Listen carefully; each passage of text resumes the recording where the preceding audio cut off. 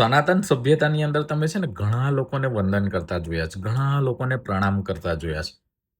પણ તમને એ ખબર છે કે કેમ પ્રણામ કરવામાં આવે છે? કેમ વંદન કરવામાં આવે છે? તમે જો કોઈને આ વાત કરશો ને તો ઘણા લોકો તમને એવું કહેશે કે ઇટ્સ કાઇન્ડ ઓફ ગ્રીટિંગ. અને હાલાકી વેસ્ટર્નમાં તો એવું જ છે કે નમસ્તે કેવું મતલબ કે હાય હેલો કેવું. પણ ના એવું નથી. સનાતન સભ્યતાની અંદર છે ને આનો મતલબ બહુ અલગ છે અને બહુ મીનિંગફુલ છે. જે હું તમને અત્યારે કહી રહ્યો છું.